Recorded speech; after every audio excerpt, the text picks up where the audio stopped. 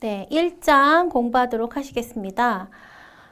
컴퓨터 시스템의 개요 얘기하는 거고요. 컴퓨터 시스템이라는 건 뭐 여러분들 많이 들으셨으니까 다 알고 있는 내용 중에 하나인데, 컴퓨터란 여기서 그냥 하고 싶은 말은 컴퓨터란 무엇이냐 그거죠? 컴퓨터란 무엇이냐. 네. 컴퓨터는 프로그램이 가능한 장치죠. 그리고 명령어 순서에 따라서 데이터 처리하는 기계예요. 그렇죠? 그래서 컴퓨터가 무엇이냐, 컴퓨터란 무엇이냐라는 질문에 대해서 전공한 사람들조차 쉽게 설명하지 못한다고 하는데, 그냥 컴퓨터는 일종의 계산기예요. 그죠? 똑똑한 계산기. 그렇죠? 그래서 첫걸음, 네, 여기 책에서 얘기하는 것은 세 가지의 중요한 특징을 가지고 있대요. 첫 번째, 잘 정의된 형식으로 구성된 명령어에 응답한다. 그렇죠? 둘째, 사전에 기록된 명령어 목록을 실행한다. 세 번째, 대용량 데이터를 신속하게 검색하고 저장한다. 네, 이런 작업들을 하죠. 컴퓨터는 이런 작업들을 합니다.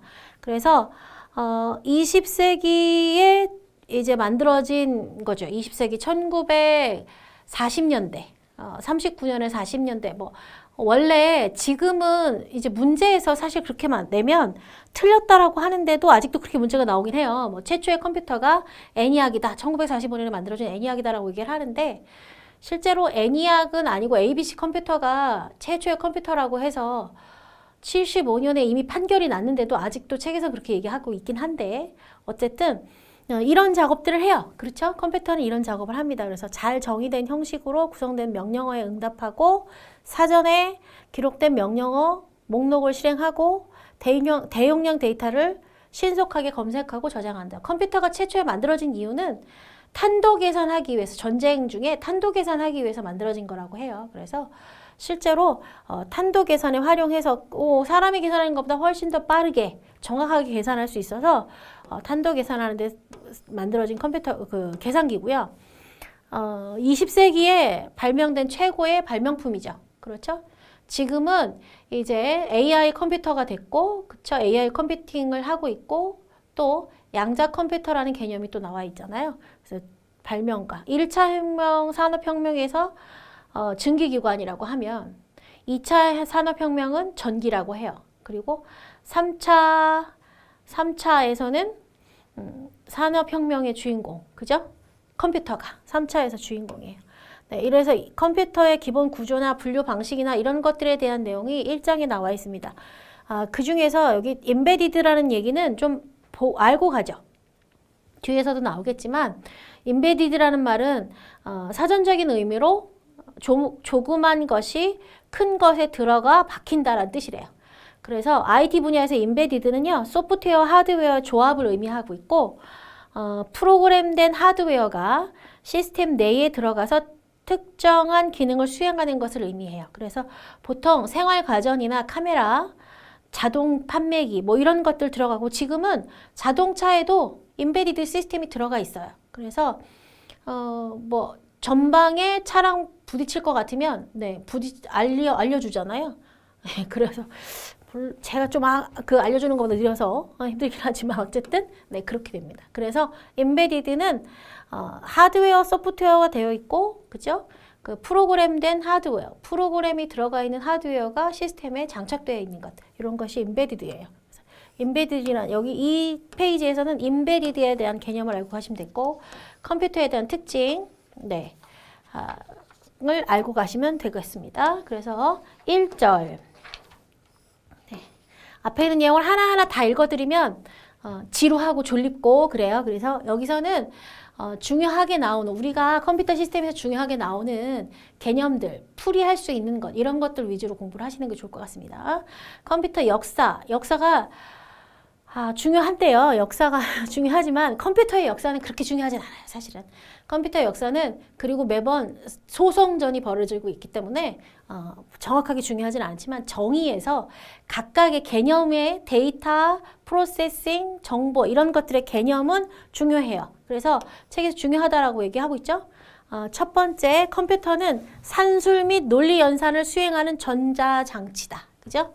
연산을 수행하는 전자장치, 또는 컴퓨터는 데이터를 처리하여 정보로 변환하는 장치다. 데이터를 처리하여 변환하는 장치다. 이게 중요한 말이겠죠. 그죠? 그래서 어떻게 작동하는지에 대해서 주로 데이터와 프로세싱과 정보 그림으로 보시면 자, 이렇게 생긴 것을 우리가 컴퓨터라고 하죠. 데이터가 들어가서 프로세싱을 거쳐서 정보가 나오는 겁니다. 그죠? 그래서 데이터라는 것은 순서가 없이는 기본적인 숫자에 불과한 것 우리가 데이터라고 하고요. 수집되는 그 순간에 아무런 의미가 없어요. 그죠? 수집되는 순간에는 아무런 의미가 없습니다. 그래서 보통은 학번이나 학생 이름 등과 같이 존재하는 것 자체, 사실 그런 것들을 우리가 데이터라고 불러요. 그리고 프로세싱은 어떤 내가 원하는 결과를 뽑아내기 위해서 관련된 데이터가 제공하는 명령을 의미하는 거예요. 그러니까 그 데이터가 제공하는 명령들을 내가 원하는 방향으로 처리하는 거죠. 그래서 처리 작업은 계산을 하거나 비교를 하거나 이렇게 하는 작업들이 논리적으로, 그죠? 논리적인 작업을 하는 것을 우리가 처리 작업, 프로세싱이라고 해요. 그래서 프로세싱은 비교, 연산, 비교, 연산 하는 겁니다. 비교, 연산, 논리, 연산, 비교, 연산 하는 거예요. 그리고 이런 거에 의해서 결과물을 만들어줍니다. 결과물을 만들어내는 작업. 책에서는 결과물을 의미한다고 하는데 결과물이 아니라 결과물을 만드는 작업. 그죠? 그 자체가 프로세싱이에요. 정보는 뭐냐면 데이터가 프로세싱이 돼서 만들어진 최종 결과물이에요. 이것이 정보예요. 이것은 정보라는 건 어떤 사용자에게는 굉장히 필요한 내용이에요. 그래서 정보라는 건 필요로 하는 사람, 요구하는 사람에 의해서는 중요하게 의미를 갖고 있는 거죠. 의미를 갖고 있는 것을 우리가 정보라고 해요. 그래서 처리 작업, 어떤 처리 작업의 마지막 형태 또는 최종점을 의미하는 거고요. 출력 데이터가 의미가 있을 때 우리가 그것을 정보라고 부른다는 거죠.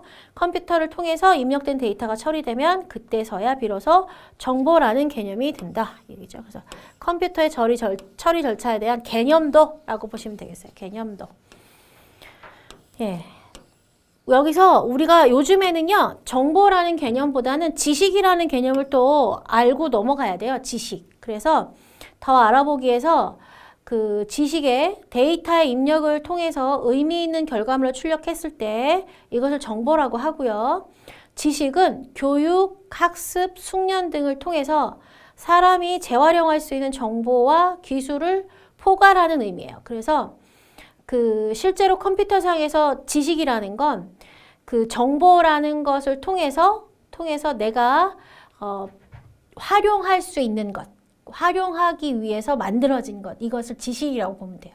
그래서 실제로 AI가 지식을 가질 수 있게 만들어주는 것이 지식이죠. 그죠? 그래서 정보는 내가 필요로 하는 어떤 의미 있는 값, 그게 정보라면 그 의미 있는 값에 의해서 내가 얻어지는 기술이나 정보, 이것이 지식이에요.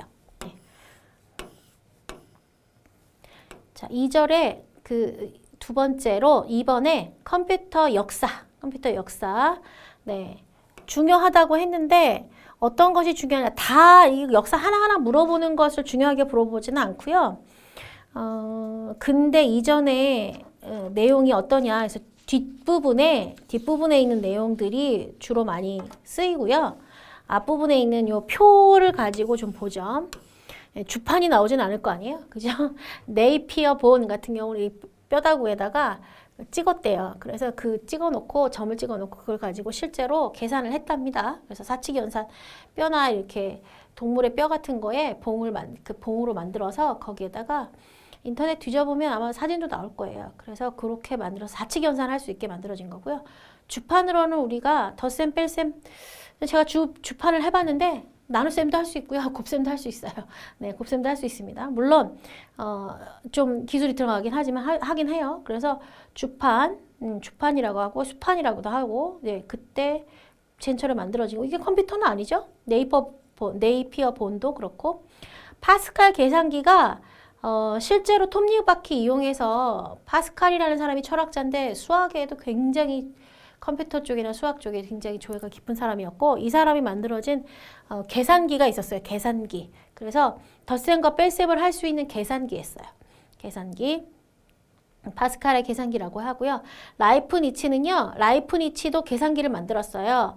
그리고 이 사람이 굉장히 오래전에 17세기에 만들어졌잖아요. 그죠? 두 개 다. 라이프니츠의 계산기는 곱셈과 나눗셈도 했다고 합니다.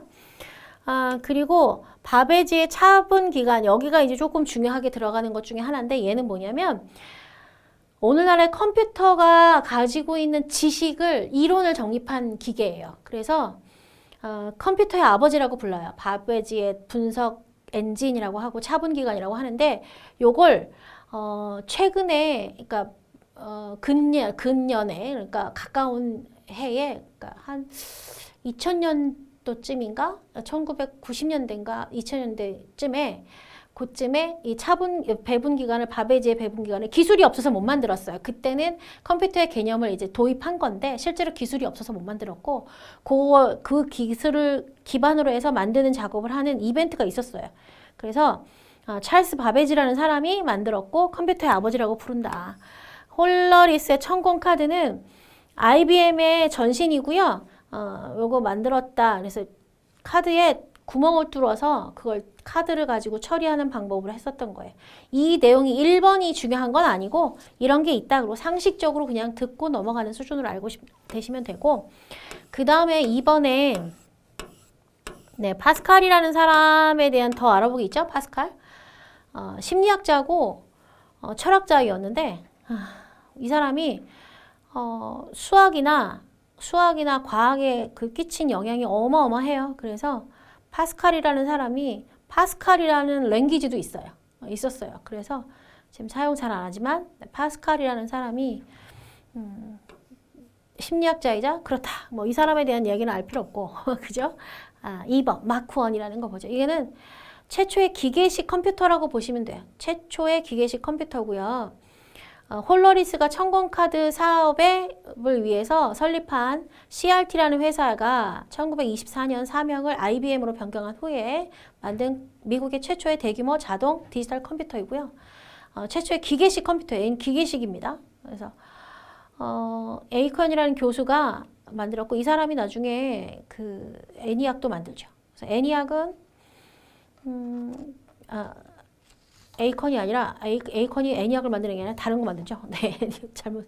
애니악은 얘가 좀 논란이 많아요. 최초의 전자식 컴퓨터라고 얘기를 해요. 그런데 실제로 1973년에 미국 법원에서 인류 최초의 계산기는 아나소프트사의 ABC다라고 판결이 났어요. 판결이 나서 사실은 이걸 물어보면 안 돼. 인류 최초의 전자식 계산기는 컴퓨터는 뭐 이렇게 물어보면 우리 아마 문제도 있었던 것 같은데 그렇게 하면 ABC가 들어가 있으면 ABC로 선택을 하셔야 되고 없어요. ABC가 안 들어가요. 근데 워낙 많이 되게 오랜 기간 동안 저도 컴퓨터 처음 시작했을 때 30여 년 전에 시작했을 때 그때 애니악이라고 배웠거든요. 근데 실제로 이제 변경됐으니까. 제가 공부할 때도 이미 판결이 난 상태인데도 애니악으로 공부를 했어요.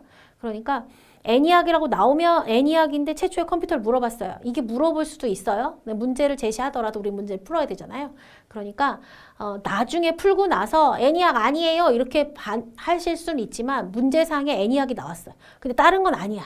그럼 최초의 컴퓨터로 애니악을 찍으셔야 돼요. 그래서 애니악은 1943년부터 46년까지 약 3년에 걸쳐서 펜실베니아 대학교의 존 모클리하고 존 에커드가 제작한 전자식 컴퓨터고요.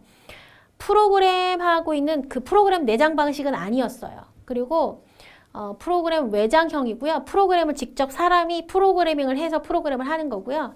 탄도 계산하려고 만들어진 거고 지금처럼 이진수형이 아니라 내부 구조가 10진수를 채용하고 있었어요. 그리고 목적은 탄도 계산을 하려고 했어요. 내부 구조 10진수 채용했다. 굵은 글씨만 기억하시면 될 것 같아요. 그리고 탄도 계산하려고 했고요. 기억 용량이 적어요. 그리고 내장 프로그램이 아니라 외부에서 프로그래밍을 해야 되기 때문에 사용에 제약이 많았어요. 이걸 작동할 수 있는 사람이 한계가 있죠. 그 사람이 능력이 좋아야 돼요. 그리고 전부 다 칩을 꽂아서 기계식으로 값을 내야 되고요. 전력이 어마어마하게 사용이 됐어요. 그리고 40평이었다고 합니다. 이 컴퓨터가 40평. 컴퓨터 하나가 40평이었던 거예요. 그래서 밀리세컨드 단위였고요. 밀리세컨드 단위였고 40평 정도였고요. 밑에 이제 인류 최초의 계산기는 뭐 어쩌고저쩌고 나오죠. 아까 얘기했던 것처럼. 그래서 이런 컴퓨터로 인정하고 있다. 그렇지만 문제에서는 계속 애니악이라고 나오고 저도 애니악이라고 체크를 해서 문제를 풀었었던 것 같은데 그치만 만약에 ABC가 나오면 ABC가 최초의 컴퓨터예요. 왜? 법적으로 판결이 났으니까. 네. 에드삭이라는 거 보면 얘가 가장 중요한 건 에드삭은 영국에서 개발된 초기 컴퓨터예요. 폰 노이만이라는 사람이 만들었다는 게 중요하고요. 에드박 보고서에서 영향을 받아 영국의 케임브리지 대학의 수학자인 모리스 위크스 교수가 1949년에 만들었고요. 얘는 최초의 프로그램 내장형이에요. 프로그램 내장 컴퓨터. 에드삭이고요. 요런 것이 이런 거 물어볼 때 삽니다. 에드삭 내장 방식이에요. 네. 그다음에 에드박은요. 최초의 이진수를 사용한 컴퓨터예요. 사용한 프로그램 내장형 컴퓨터예요. 그 이전까지는 10진수를 사용을 했어요. 사람이 10진수를 쓰는 게 훨씬 편하니까 10진수로 처리를 했다가 에드박부터는 최초로 2진수를 사용을 했어요. 그러니까 이런 개념들이 중요하니까 그걸 알고 계시면 되겠고 그 다음에 유니박 1이라는 게 있는데 이게 최초로 그 전까지는 국가에서 개발비를 돼가지고 만들었던 컴퓨터들이에서 국가에서 사용을 했었던 거예요. 그래서 공공의 기관을 사용했는데 상업용으로 판매하기 위해서 만들어진 최초의 컴퓨터가 에드박 1이에요. 에드박 1이고요. 최초의 상업용 컴퓨터고요. IBM에 경쟁을 하던 유니시스에서 제작을 했고 조사 통계국에 설치되어서 사용이 됐었습니다. 네, 더 알아두기 여길 좀 볼까요? 컴퓨터라는 단어가 사용된 것은요, 1613년이래요. 우와, 그죠? 17세기. 지금 21세기인데, 그죠? 4세기 전에, 그죠? 네. 1822년에 베비지의 차분 엔진이라는 거에서 이 사람이 컴퓨터의 그 아버지예요. 그래서 컴퓨터의 개념을 얘기했어요. 그래서 1832년에 그 발명한 차분 엔진을 각각 최초의 자동 계산기, 최초의 기계식 컴퓨터라고 말하지만 프로그램을 처리할 수 있는 기계는 아니었고 개념만 있었어요. 그러니까 논문식으로. 그래서 컴퓨터 공학자들은 최초의 전자식 컴퓨터를 콜러서스라는 걸 얘기하고 1973년에 법원에서는 아나소프트사의 ABC를 이 사람 이름이에요. 소프트하고 컴퓨터. 아나소프트의 베리 컴퓨터라고 해서 사람의 이름이 아니라 아나소프트의 베리 컴퓨터라는 컴퓨터를 최초의 컴퓨터로 판결을 했어요. 그래서 애니악 컴퓨터가 최초의 전자식 컴퓨터라는 기존의 학설을 뒤집었는데 시험 문제에 최초의 전자식 컴퓨터가 무엇이냐는 문제가 출제가 되면 신중하게 내용을 살펴봐야 된다. 그렇게 나와 있죠. 그래서 얘기했듯이 다른 것들은 없어요. 애니악만 있어요. 나머지는 애니박, 유니박 이런 거 나왔어요. 그러면 에드삭 이런 거 나왔으면 애니악을 선택을 하면 되고 ABC가 나왔어요. 그러면 사실은 괴롭히려고 하는 것 같지만 그래도 네, 애니악이다. 그러면 ABC가 나오면 ABC가 최초의 컴퓨터예요. 여튼 근데 또 컴퓨터 하는 사람들은 콜러서스라는 것을 최초의 컴퓨터라고 보죠. 그래서 잘 보셔야 될 것 같아요. 신중하게 보셔야 된다. 이 그림 보시면 에드삭하고 애니악이 이거예요. 애니악 이게 40평. 이게 컴퓨터예요. 컴퓨터. 지금의 처리 어마어마하죠. 지금보다 훨씬 차이가 나지만 사람이 하던 걸 기계가 했다는 거에 굉장히 중요한 거죠. 정확하니까 사람보다. 네, 그래서 2번 컴퓨터 세대별 발전 과정을 한번 얘기하고 있는데 세대별 1940년대부터 얘기하고 있어요. 1901세대부터 보죠. 1세대 컴퓨터. 여기서 중요한 건 진공관이에요. 진공관. 진공관이라는 개념이 중요합니다. 진공관이라는 개념이 중요하고 메모리용으로 마그네틱 드럼을 사용을 했어요. 드럼 사용했다. 이것도 중요합니다. 드럼을. 메모리는요. 여러분 메모리는 그 보조 기억 장치 아니에요. 메모리는 주기억 장치예요. 그러니까 주기억 장치로 드럼이라는 마그네틱 드럼이라는 걸 사용했어요. 드럼 통처럼 생긴 거예요. 작은 통처럼. 그래서 방 전체를 차지할 정도로 거대했고요. 이 컴퓨터는 작동하기 매우 비쌌고 많은 양의 전기를 사용했고요. 뭐 그 도시에 가로등이 흐릿해졌을 정도라고 하네요. 얘가 사용이 되면. 그래서 컴퓨터의 주요 오작동의 원인이 되기도 했대요. 그래서 프로그램 내장 방식의 적용으로 컴퓨터가 이해하는 최저 수준의 프로그래밍 언어인 컴퓨터 언어를 사용을 하여 작업을 수행했고요. 천공 카드와 종이 테이프 기준으로 한 것이고 결과물이 인쇄물로 표시되는 형태로 이루어졌어요. 장점과 단점 정도는 한번 보고 가죠. 빠른 컴퓨팅 기계들이 등장을 했고요. 1세대에 효율적인 방법으로 복잡한 수학 문제를 풀 수 있게 했어요. 사람보단 빠르니까, 그죠? 단점으로 일반적으로 특별한 업무 목적의 용도로 설계가 되었고요. 컴퓨터의 무게와 크기가 엄청나서 다른 장소로 이동하는 건 거의 불가능했다고 보면 되겠습니다. 2세대 컴퓨터는 1957년에서 1963년, 연도가 정확하게 구별되는 건 아닌데 보통 요쯤으로 보면 되고요. 2세대라고 하면 트랜지스터가 사용됐어요. 이거는 우리가 말하는 CPU, 그러니까 처리기에 트랜지스터가 사용됐다라고 보시면 되겠고요. 진공관을 사용하던 컴퓨터보다 작아졌고요. 훨씬 작아졌고 속도도 빠르고 에너지 효율도 높은 편이었어요. 진공관보다. 예전에 진공관으로 만들어진 오디오 턴테이블 이런 게 있었거든요. 어마어마하게 비싸고요. 어마어마하게 비싸고 위험하고 그러니까 건들지 못하고 그런 게 있어요. 지금 아마 박물관에 가면 있을걸요? 네, 그러니까 비쌌어요. 근데 그 트랜지스터를 사용하던 시대부터는 좀 더 가격이 떨어졌다는 거죠. 그래서 어셈블리 언어를 사용했기 때문에 프로그래머하기 쉬워졌고 전기 소모량이 매우 적어졌어요. 어셈블리 언어를 2세대부터 사용을 했군요. 장점 보는 거예요. 단점은요. 에어 컨디션의 환경이 필요했고요. 그러니까 발열이 되니까 그죠? 네, 필요했고 특별한 용도로만 한정된 컴퓨터들이 대부분이었어요. 어셈블리 언어라는 것 자체가 그 기계에 한정적이거든요. 기계에 종속적이에요. 그래서 특별한 용도로만 한정된 컴퓨터들이 대부분이었다라고 보시면 되겠어요. 3세대는요. 집적 회로가 개발된 시기예요. 그래서 트랜지스터를 반도체라고 불리는 트랜지스터가 이제 반도체라는 불리는 실리콘 칩에 소형화돼서 들어가는 거예요. 그래서 IC가 사용이 됐고요. 집적 회로예요. 그래서 컴퓨터의 속도와 효율을 대폭 향상시키는 계기가 됐고요. 집적됐으니까 천공된 카드와 출력물 대신에 키보드 및 모니터를 통해서 제3세대 컴퓨터와 상호작용하고요. 운영체제와 인터페이스에서 메모리를 모니터링하는 중앙 프로그램으로 한 번에 여러 가지 응용 프로그램을 실행할 수 있도록 했어요.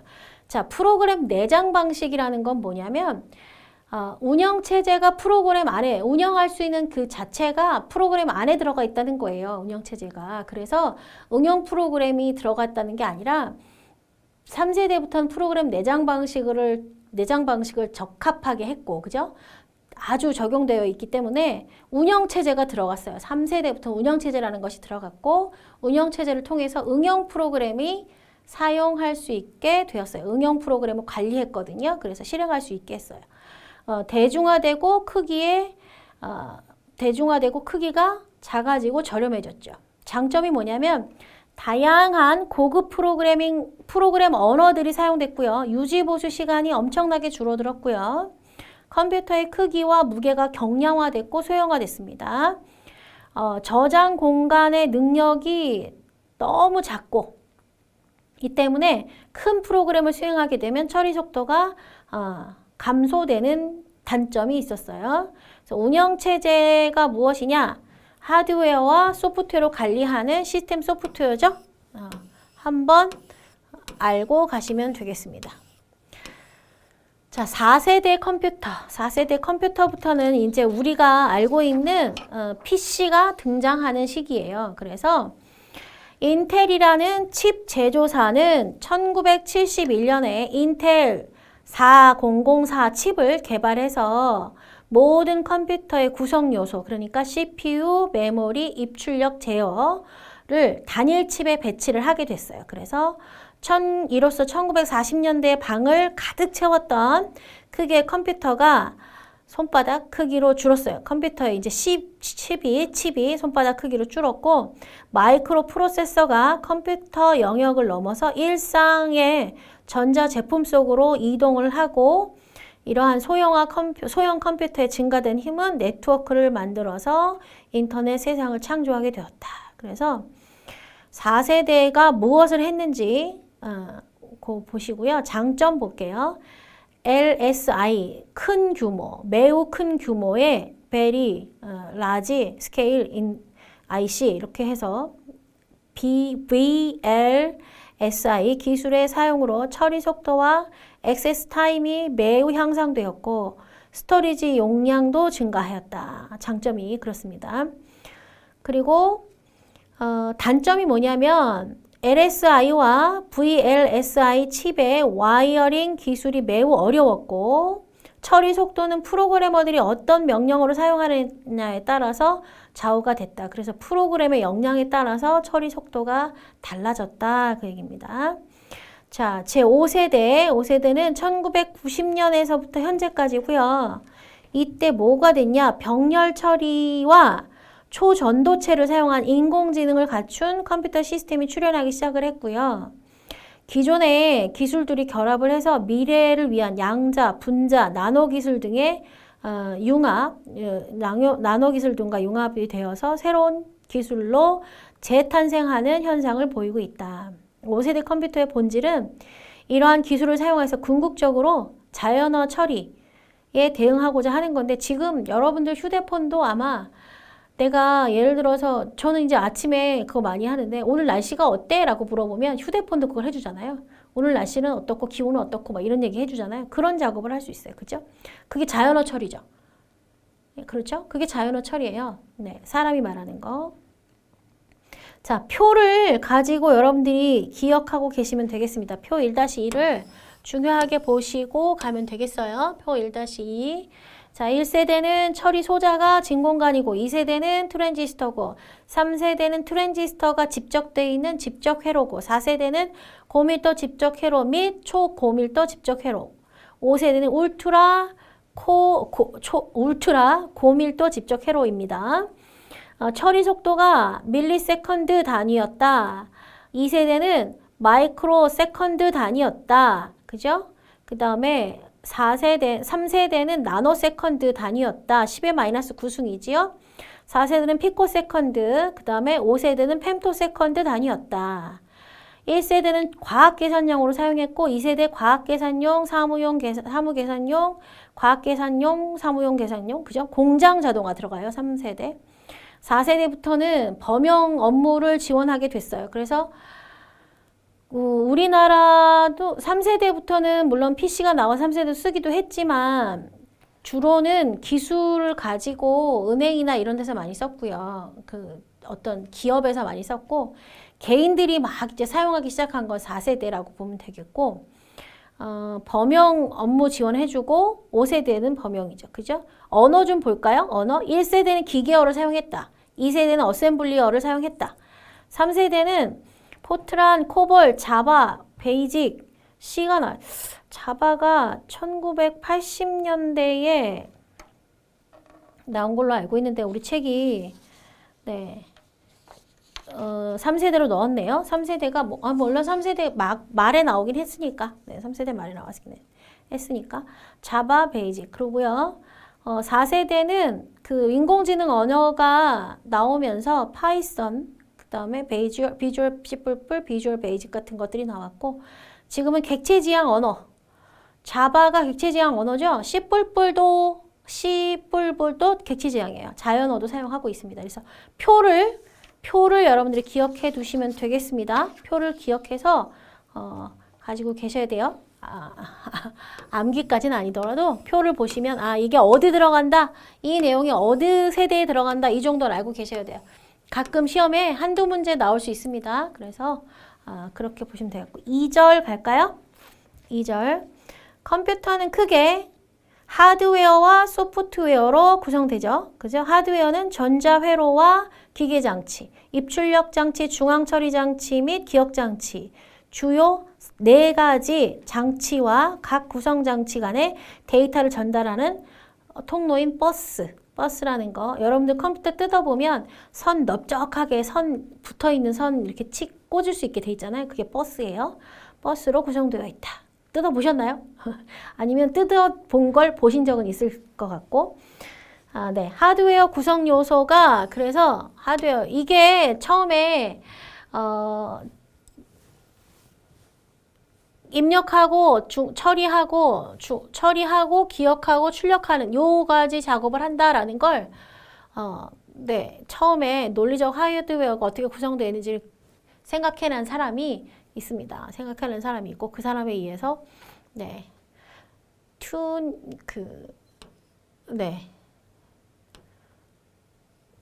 나중에 얘기하죠. 네.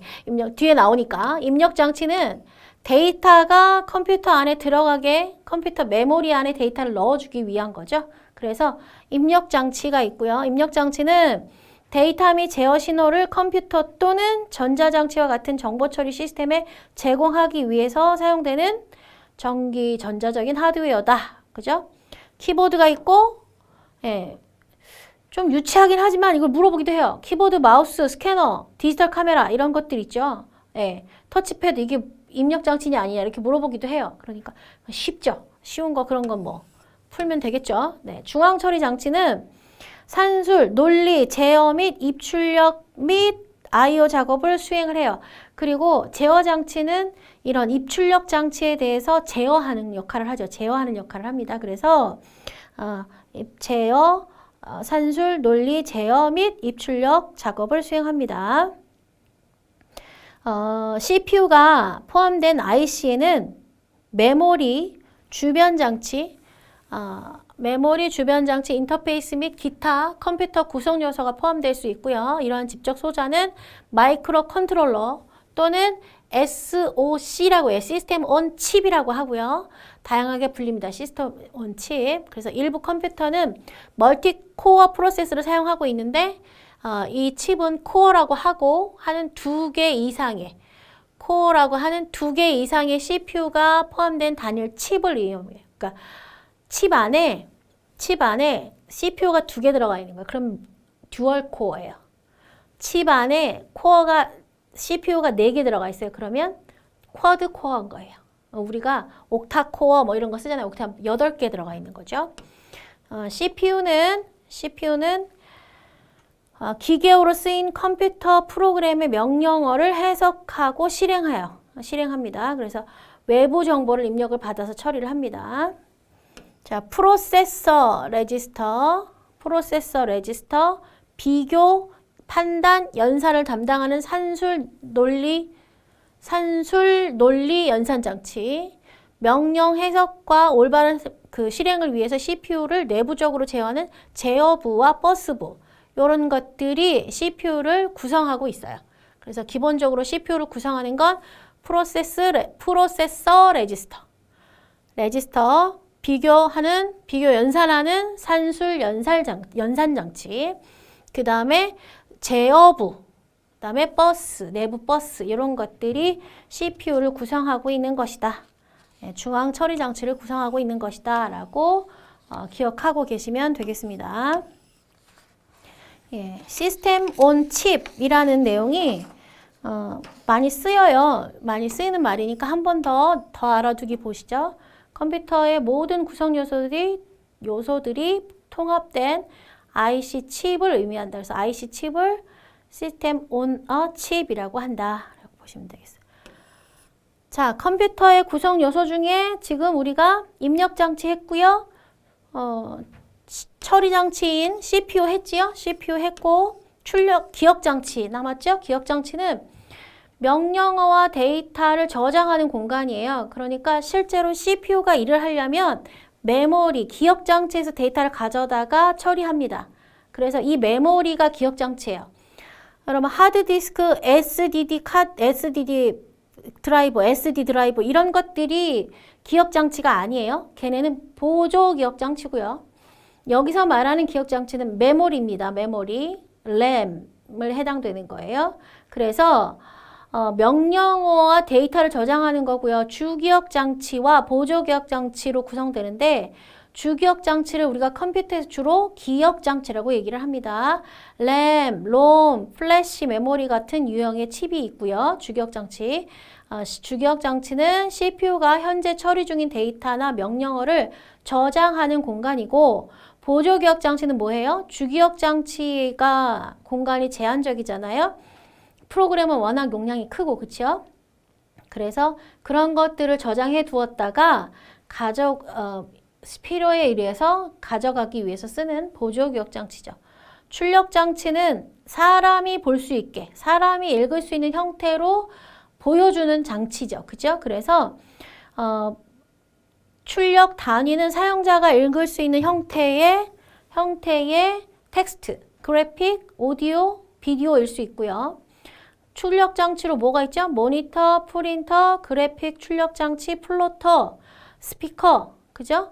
그 다음에 비주얼 디스플레이 유니트 같은 VDU 같은 것도 있죠. 최근에는 음성 합성기와 같은 인공지능이 탑재된 새로운 유형의 출력 장치도 쓰고 있죠.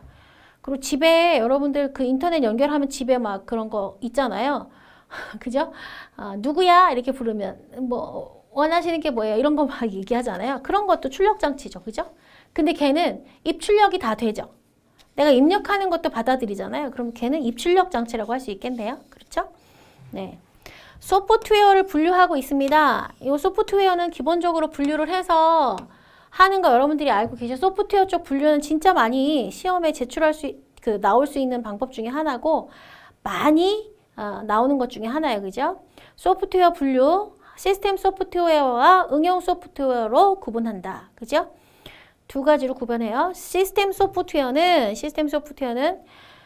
컴퓨터를 효과적으로 운영할 수 있도록 컴퓨터 하드웨어 및 응용 프로그램의 동작을 지시, 제어, 실행하도록 설계된 컴퓨터 프로그램의 유형이에요. 그래서 보통 시스템에 필요한 시스템을 잘 움직일 수 있게. 그래서 프로그램 내장형 방식이라는 건 시스템 프로그램이 들어가 있다라는 뜻이에요. 시스템 소프트웨어가. 그래서 가장 많이 쓰이는 시스템 소프트웨어 종류로 운영체제가 있고요. 장치 드라이버가 있고 펌웨어, 프로그램 언어 번역기, 유틸리티가 시스템 소프트웨어예요. 그래서 이 종류 알아두셔야 돼요. 종류 꼭 알아두셔야 되고 자, 운영체제에 대한 얘기 해보죠.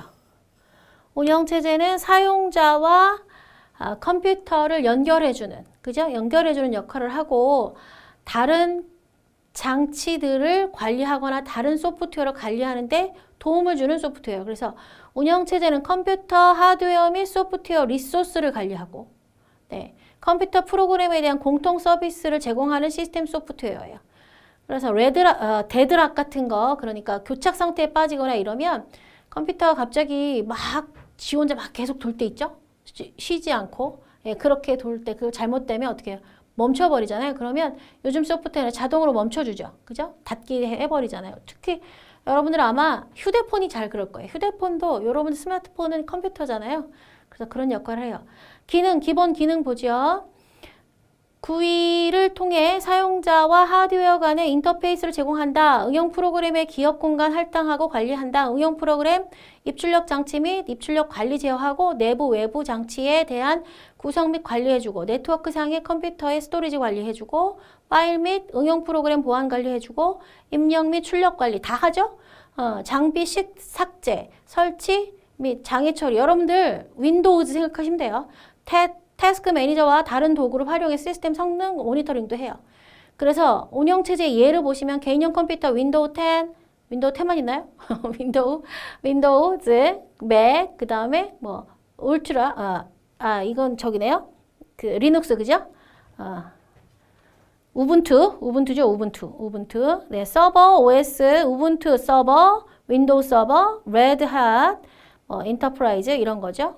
그 다음에 웹 OS는 크롬 OS, CLB, 리눅스, 그 다음에 리믹스 OS 뭐 이런 거 있네요. 아이폰, 안드로이드, 윈도우 폰. 윈도우 폰 OS가 지금 남아있는지 모르겠어요. 예전에 만들었는데. 장치 드라이버. 네, 장치 드라이버 있고 펌웨어가 있습니다. 네, 장치 드라이버가 있고 펌웨어가 있어요. 그리고 프로그램 언어 번역기 유틸리티 프로그램이 있어요. 그래서 장치 드라이브부터는 우리 다음 시간에 이어가도록 하겠습니다.